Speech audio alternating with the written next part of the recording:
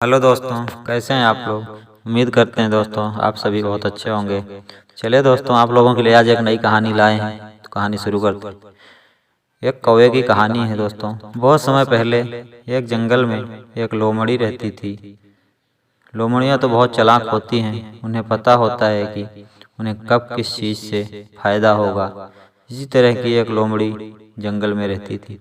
आदत के अनुसार वह भी बहुत चालाक और होशियार थी। एक मूर्ख कौवा था, तो वो बहुत दिनों से भटक रहा था और उससे कुछ खाने को नहीं मिल रहा था। उसने बहुत प्रयास किए पर खाने को कुछ नहीं मिला। एक दिन भटकते भटकते वह एक जगह पर रुका। उसने सोचा कि थोड़ी देर आराम कर लूं। उसकी नज़र अचानक एक रोटी पर पड़ी जो उसके बगल में रखी हुई थी। उसने झटपट वो रोटी अपनी चोंच से उठाई और उड़ गया। रोटी को पाकर कौवा बहुत खुश हुआ। उसे लगा कि अब वो आराम से अपना पेट भर कर सकता है। कौवा उसी जंगल में एक पेड़ पर जाकर बैठ गया। उसने सोचा कि अब वह रोटी खाएगा। जैसे उसने सोचा ही था, तब कोयल की आवाज़ आने लगी। कहीं दूर दूर पर कोई कोयल गाना गा रही थी। सभी को पता है कि कोयल कितना मीठा गाना गाती है।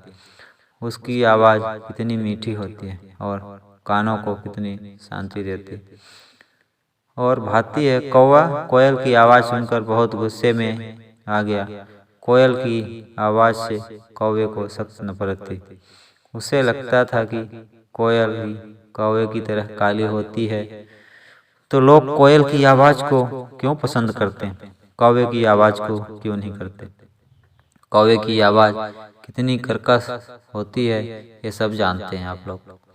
कौवे की आवाज़ कानों को क्षण भर भी नहीं भाती। उसकी आवाज़ इतनी कठोर होती है, लेकिन फिर भी कौवे को यह समझ नहीं थी कि उसमें कुछ कमियां हैं जो भगवान के द्वारा बनाई गई। इसमें कोई कुछ नहीं कर सकता, ये भगवान की दी हुई चीज़ है। कौवे को पेड़ की डाली पर देख लोमड़ी उसके पास आकर खड़ी हुई। उसे कुछ अंदाजा हो गया था कोयल की आवाज़ सुनकर। लोमड़ी ने कौवे से कहा, तुम क्यों गुस्सा करते हो और परेशान होते हो। दोस्त, तुम्हारी आवाज़ भी कोयल से कम नहीं। तुम तो कोयल से भी ज़्यादा मीठा गाते हो।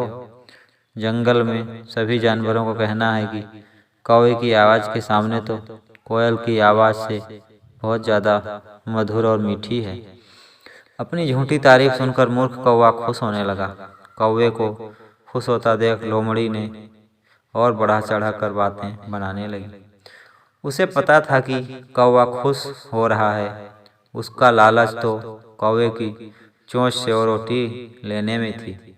लोमड़ी ने कौवे से कहा, आप कोई गाना गाकर सुना दीजिए, मैं आपकी आवाज़ सुनना चाहती हूँ।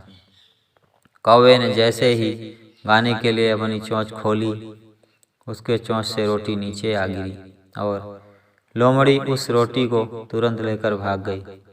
कौवे को अपनी मूर्खता और जलन की वजह से बहुत नुकसान हुआ। वह किसी की बातों में नहीं आना चाहिए। जो किसी की बातों में आकर कुछ करता है उसे हमेशा नुकसान का ही सामना करना पड़ता है। दोस्तों, इस कहानी से हमें सीख मिलती है कि कभी किसी दूसरे के कहवे या बहकावे में आकर हमें कोई काम नहीं करना चाहिए। जो भी काम करना है अपने बुद्धि और विवेक से ही करना है। दोस्तों,